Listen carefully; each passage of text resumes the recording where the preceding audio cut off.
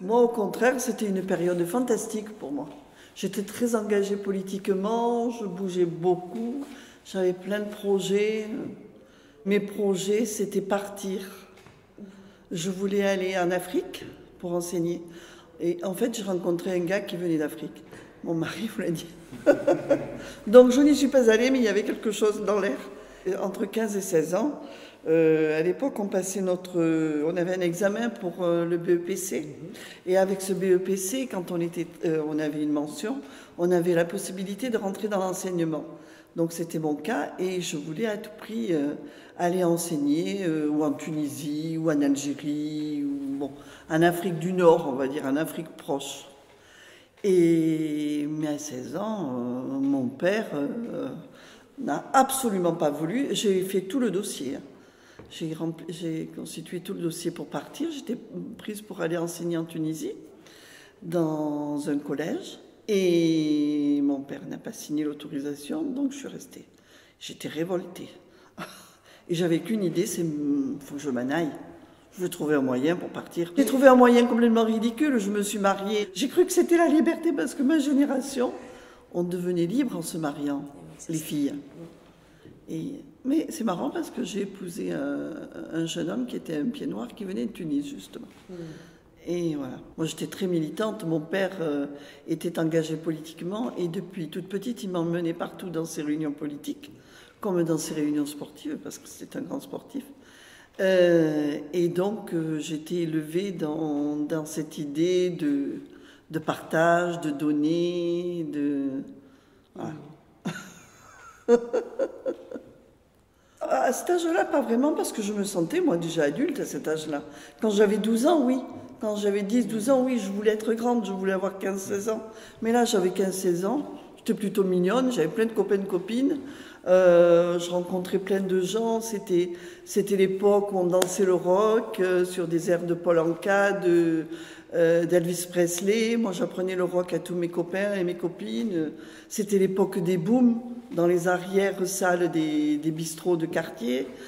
C'était génial, hein, génial. Donc c'était bien. Ah non, moi je pense pas que ce soit le cas de mon mari, par contre, mais moi c'était une période fantastique. Ouais. Trop courte. Ça s'est passé trop vite. Et puis, je veux dire, on avait plein de portes ouvertes, nous, à cette époque-là. C'était en 58-60. Nous, toutes les portes étaient ouvertes parce que c'était quelques années, effectivement, après la guerre. Mais après la guerre, où tout commençait à vraiment partir, il y avait... Je veux dire, nous, le chômage, on n'a pas connu... ce souci que vous avez, vous, les jeunes, on ne l'avait pas, nous. On n'avait pas le sida, on n'avait pas tous ces tracas que vous avez, vous, maintenant.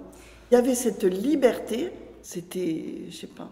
Puis pour les filles, il y avait beaucoup à faire, parce qu'il fallait qu'on soit reconnu dans notre société, qui à l'époque était une société d'hommes. Ça a évolué quand même, grâce à des femmes comme moi, parce que justement on a beaucoup fait pour faire avancer les choses. Quand je suis rentrée dans la vie professionnelle, ça a été pour moi sans arrêt. Il fallait que je montre que j'étais aussi compétente que n'importe quel autre homme dans la même situation que moi. Et je l'ai fait tout au cours de ma vie.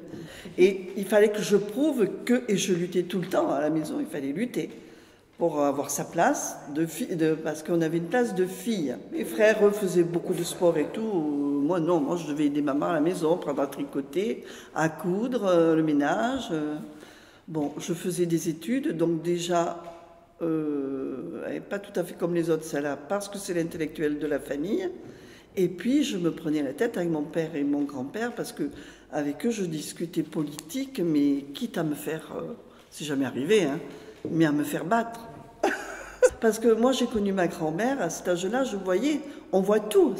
Je voyais ma grand-mère qui servait mon grand-père, elle était debout. Elle ne se mettait à table que quand lui avait été servi. Ça, je me disais, jamais. Je serai tout le temps indépendante. Et j'ai été indépendante toute ma vie.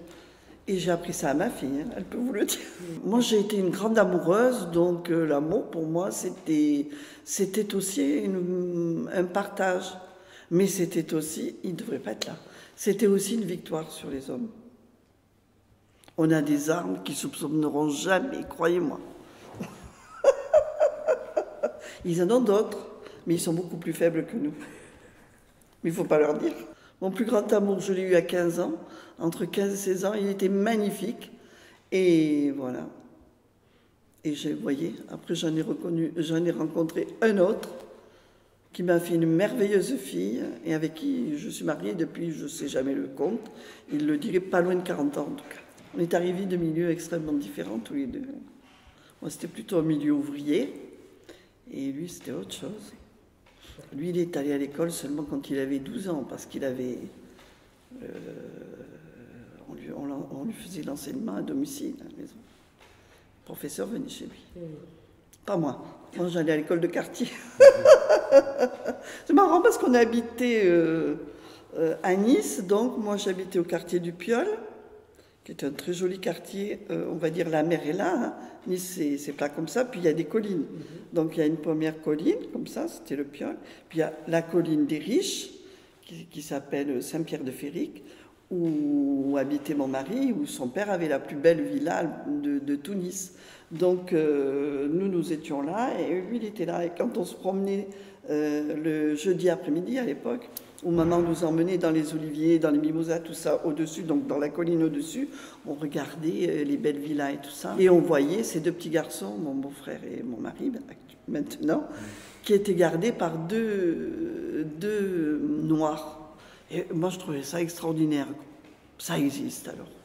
C'est pas que dans la case de l'oncle Tom. Ouais, je le voyais jouer. Je voyais ce petit garçon qui avait à peu près le même âge que moi et mes frères et qui jouait avec un autre petit garçon et surveillé par deux noirs. Et c'est surtout les deux noirs qui m'ont marqué. Puis cette villa était tellement belle, avec cette vue sur tout Nice, c'était magnifique.